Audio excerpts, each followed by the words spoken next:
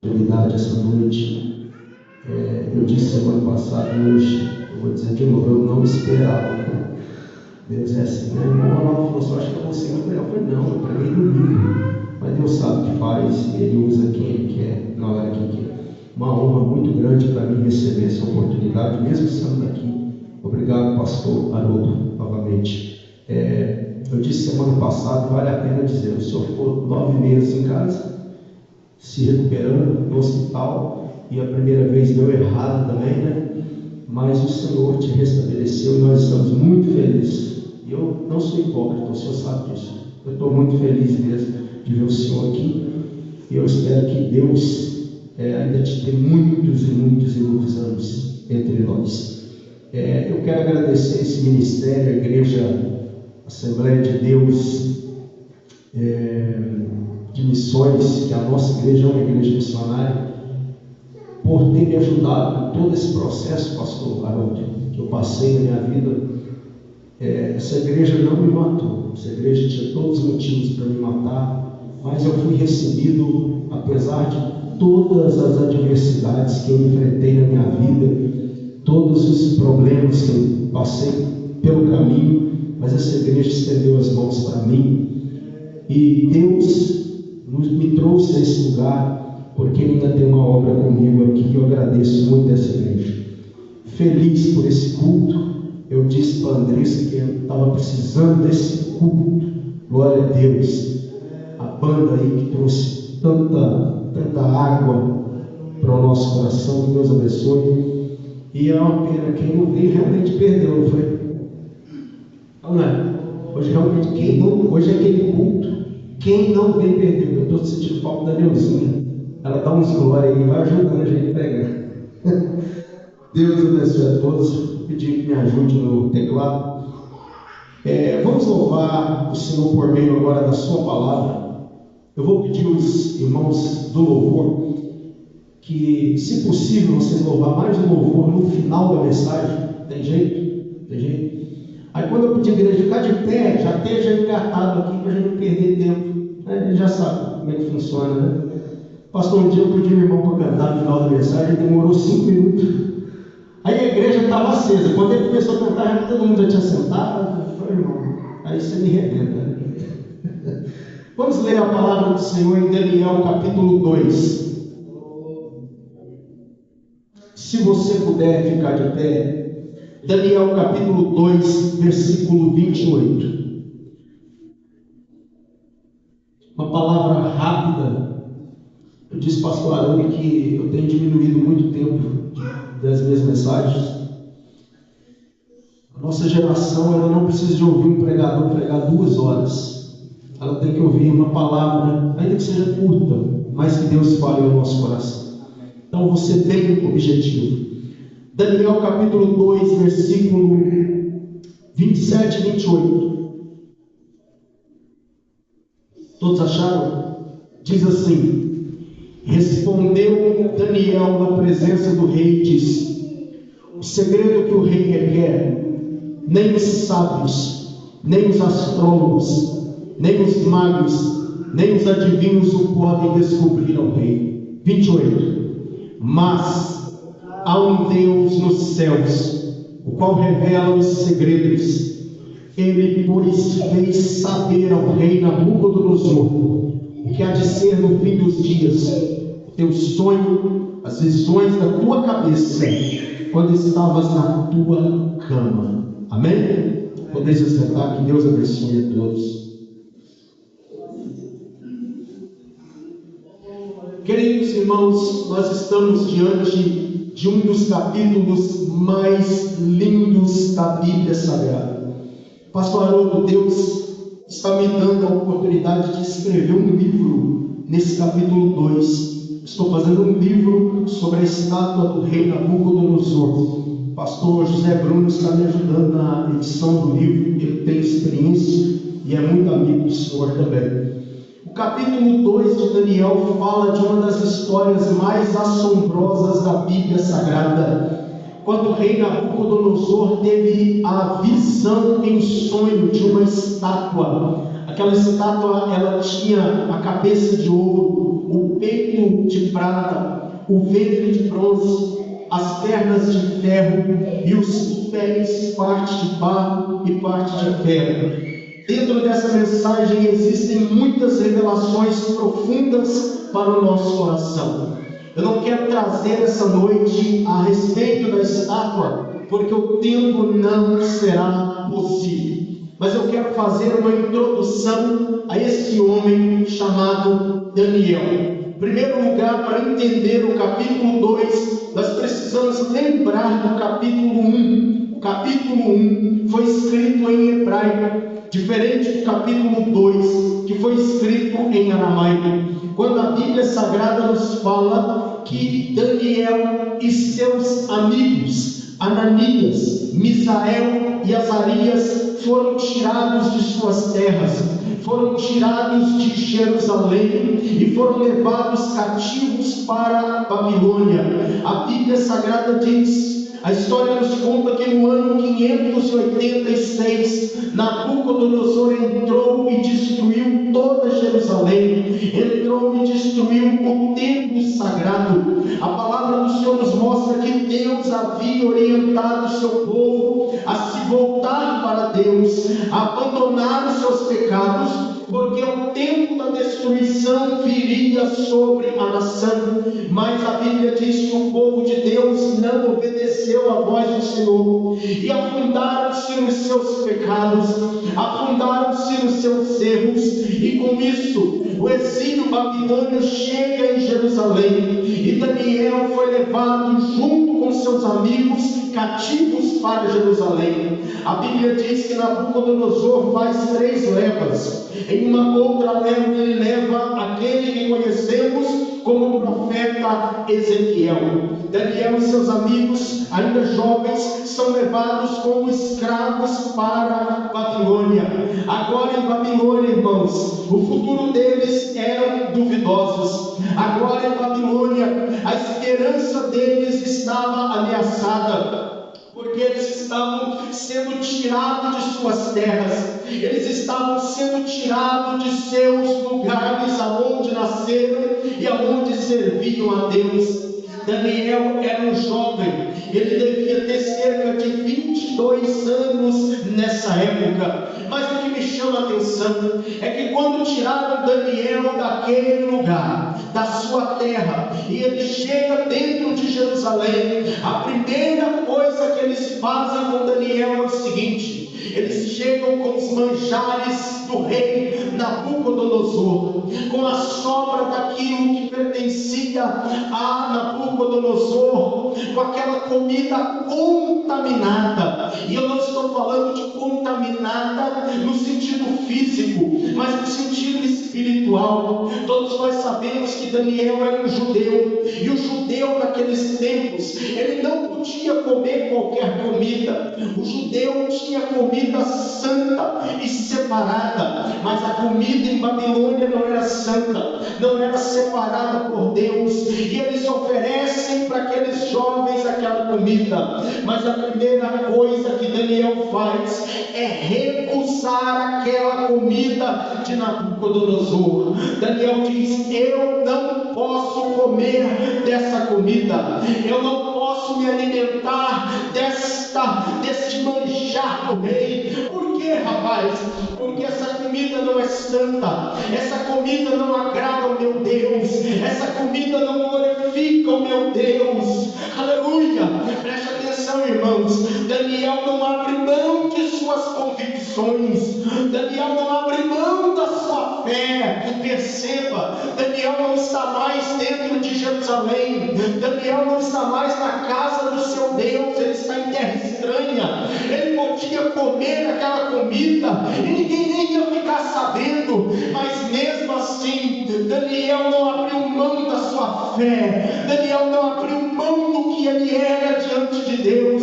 Alguém deve ter dito para ele: você é maluco, o seu Deus te abandonou, o seu Deus deixou você ser um escravo. Ele diz: não importa, eu vou continuar obedecendo as leis do meu Deus, eu não vou mudar os meus hábitos, eu não vou mudar aquilo que eu sou. Irmãos, preste atenção.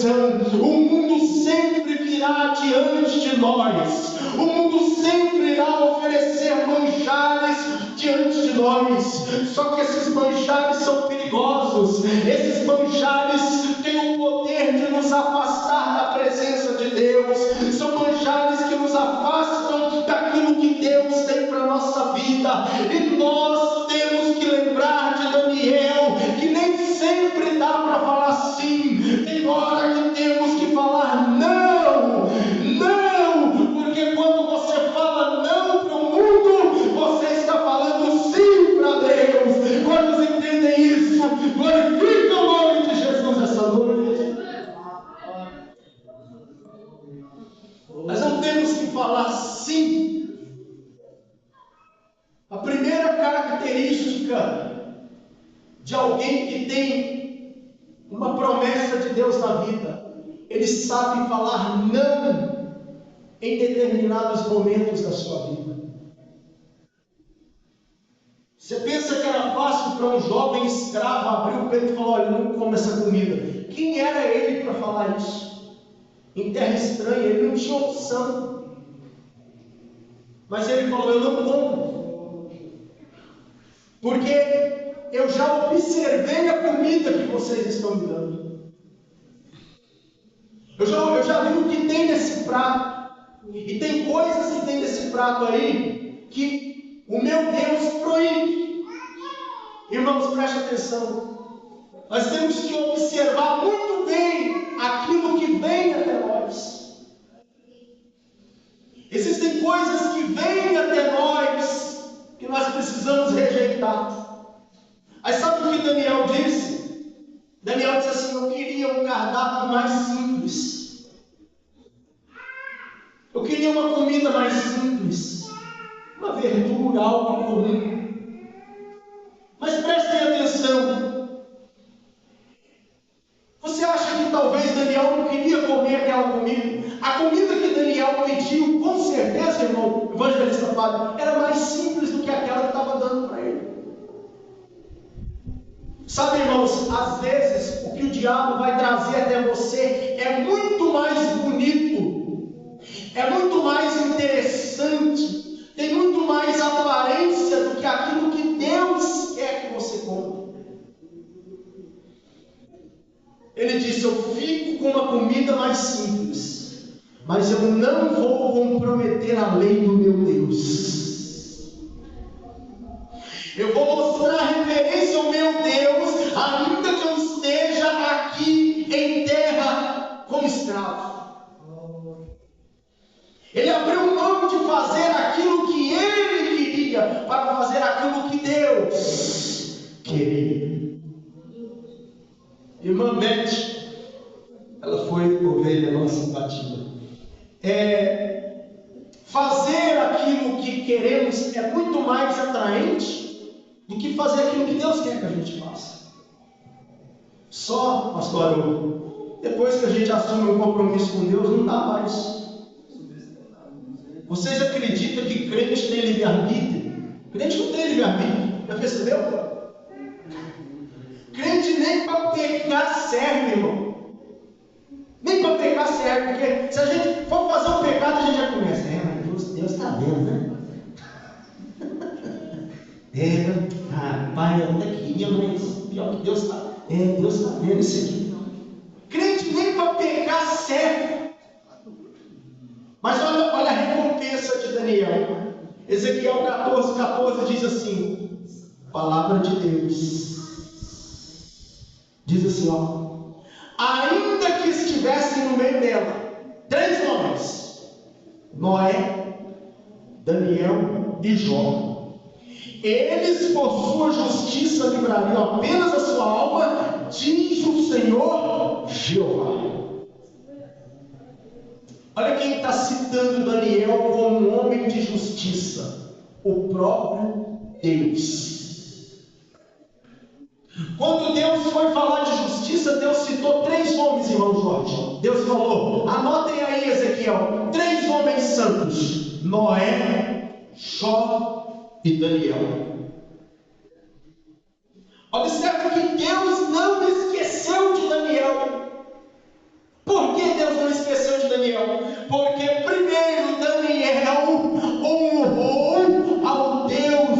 de Israel. Todas as vezes que você honra a Deus, Deus não se esquece de você.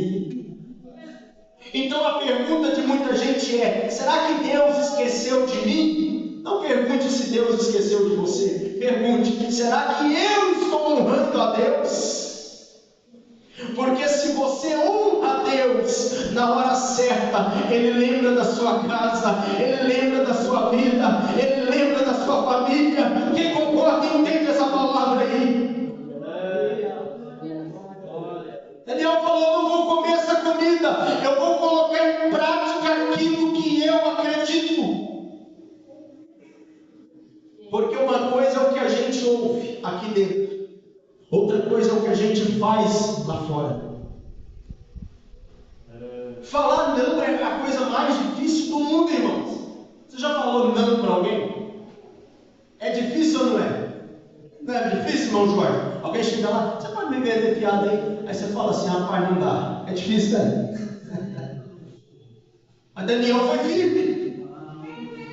Falar não é questão de firmeza. Eu não como isso. Mas você é um escravo. Mas eu não deixo de ser fiel ao meu Deus. Eu não como. Presta atenção nessa frase. Convicções trazem respeito. Vou falar de novo. Convicções trazem respeito. O que traz respeito não é ser um bom pregador. O que traz respeito não é ser um teólogo. O que traz respeito não é ser um bom cantor, um bom maestro de louvor. Isso tudo é maravilhoso. Mas o que nos credencia na presença de Deus é a nossa permanência diante dele.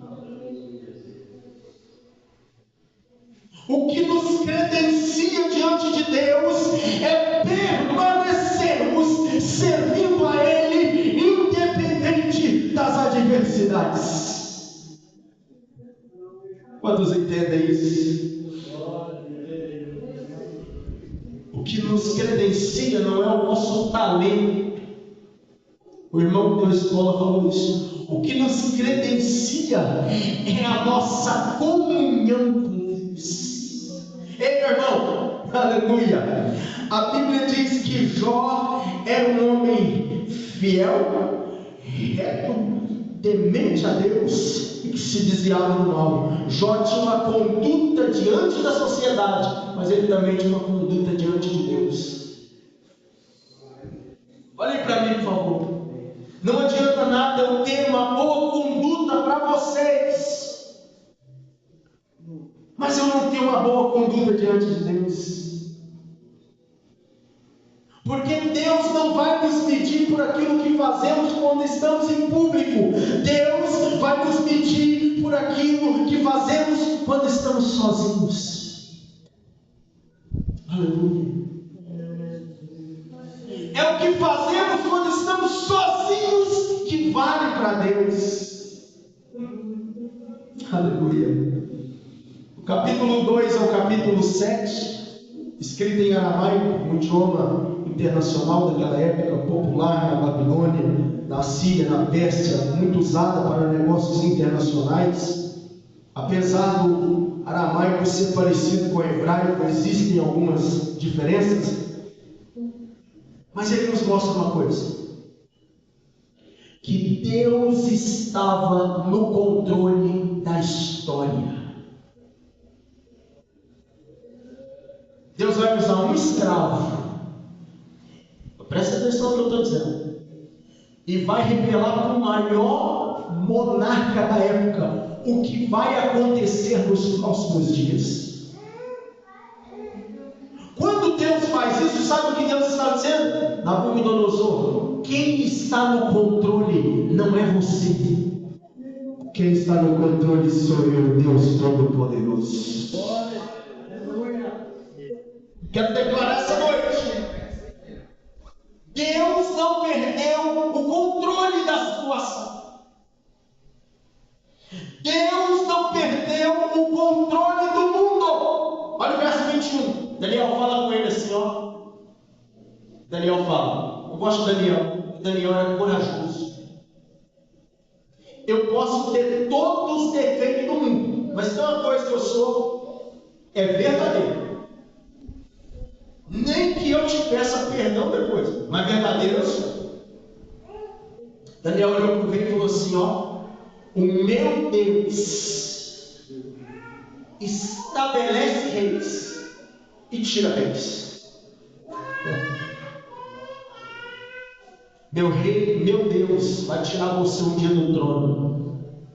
Ah, mas eu sou o maior imperador. É, mas vai acabar seu tempo. É ou não é? Vai vir outro no teu lugar. Ah, mas Babilônia é o maior império. Mas vai vir alguém e vai destruir Babilônia. Por quê? Porque o meu Deus é quem dá poder e tira poder. Tudo está na mão dele. O poder é dele.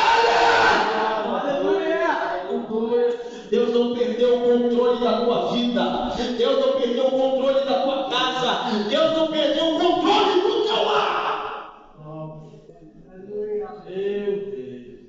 Deus não perdeu, pastor, o controle do Brasil. Olha para mim, estou terminando. Vocês estão vendo como é que está o Brasil? Se vocês acompanham um pouquinho de política, vocês estão vendo que o Brasil está bancarrota. Corrupção atrás de corrupção. 5 mil que você movimentar na sua conta, você está na mira do governo. 15 mil para quem é empresário. Brasileiro sendo tratado como semeador. O nosso país aplaudindo países socialistas. Um governo corrupto, escandaloso. Mas Deus não perdeu o controle do Brasil, meus irmãos. Prepare que Deus vai mudar a história do nosso país de novo. Quantos acreditam no que eu estou falando essa noite? Eu profetizo que Deus vai mudar a história do nosso país. Sabe por quê? Porque o poder não está na mão do Lula. O poder não está na mão de Alexandre de Moraes, nem do Pacheco, nem dos ministros do STF. O poder, segundo essa palavra, ainda está nas mãos de Deus. E Ele vai mudar a história do nosso país. Se você acredita, fica de pé e dá um grito de glória ao nome daquele que é poderoso. Glória. Oh, aleluia. Eu me rasgo por inteiro, faço. Deus não perdeu o controle da história. Novamente, Deus não perdeu o controle da tua vida. Deus não perdeu o controle da nossa casa. Peço que tua presença aumente.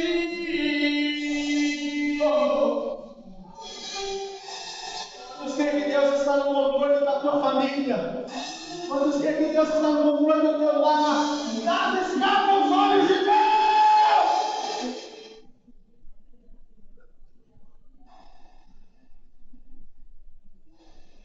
Nosso país não vai ser destruído pelos corruptos. Eu me faço por inteiro. Nosso país está nas mãos do Deus Todo-Poderoso. Assim novamente. Eu queria que você orasse agora. Colocasse o Brasil nas mãos de Deus. Peço que tua presença aumente. E se eu passar pelo fogo, não temerei na tua fumaça de glória. Eu entrarei longe do santo dos santos. Você vai viver.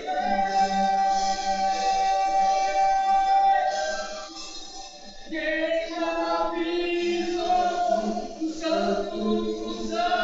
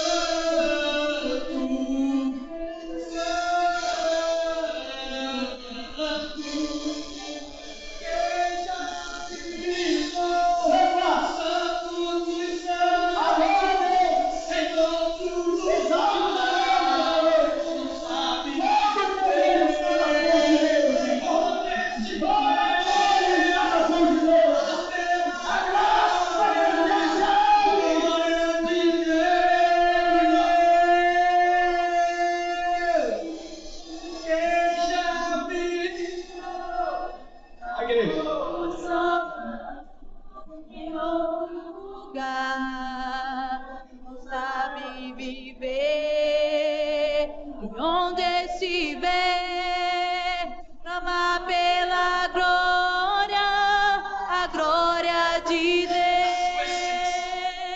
Ela não Deus. depende de governo. A sua essência não depende de política. A sua essência que milha dentro de você, que arde e queima dentro de você, ela precisa estar firmada em Deus. Porque Deus é o teu juiz, Deus é o teu rei. É Ele que te ergue, é Ele que te sustenta, é Ele que te fortalece, é Ele que te fala vai, porque eu estou contigo.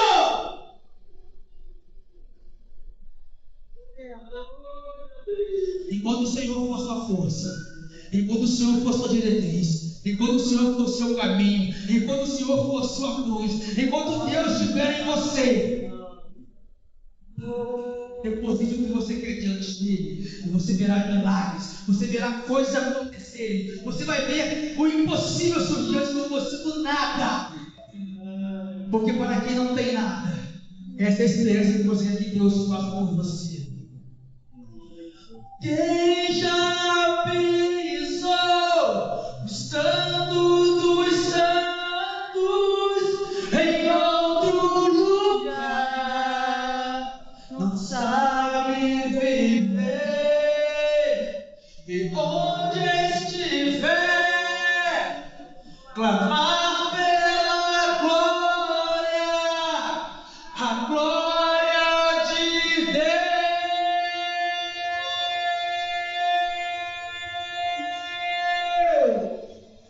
Aleluia!